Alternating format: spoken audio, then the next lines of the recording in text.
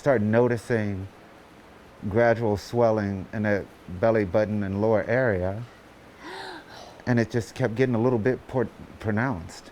In 2019, Tommy Rags noticed an abnormal bump on his son's stomach, so out of precaution, he took him to a clinic in La Crosse where they were living at the time.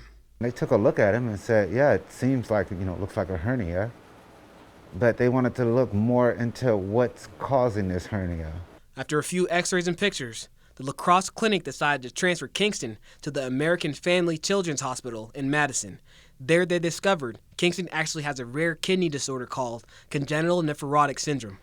It's a genetic disease where the filtering units of the kidneys are broken. So they form broken, and they're really leaky. So the filtering unit is actually leaking all of these materials into the urine that they're not supposed to. Kingston had to get both of his kidneys removed because of the disease, and it got to the point where the doctors had to take him off the kidney transplant list. They even asked Tommy to sign a resuscitate order, which meant that if something were to happen to Kingston, the medical staff would not perform life-saving measures. I was given notice that if something does go wrong, because it had a really, high percentage that, he might not make it through that surgery, that they would bring me down and let me say goodbye to him. Eventually, Kingston improved enough to be placed back on the wait list.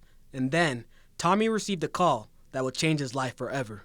Once we got the call that, hey, this is going to happen, we have a match, we have consent, this is a go. Basically, you're kind of numb because it seems like it's going to happen, but it still seems very unreal.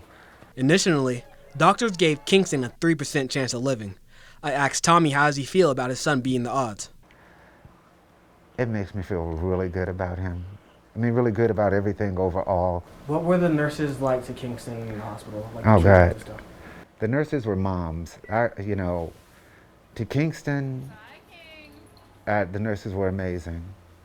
I literally feel guilty for taking Kingston away from the nurses.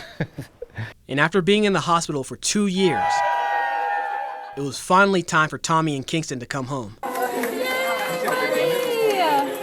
Now Tommy's excited for the life he could give to Kingston. Hopefully in the future, maybe next year, be able to travel with him, take him camping, be able to do things with him. Reporting in Schofield, Muhammad Abdul Qawee, Newswatch 12.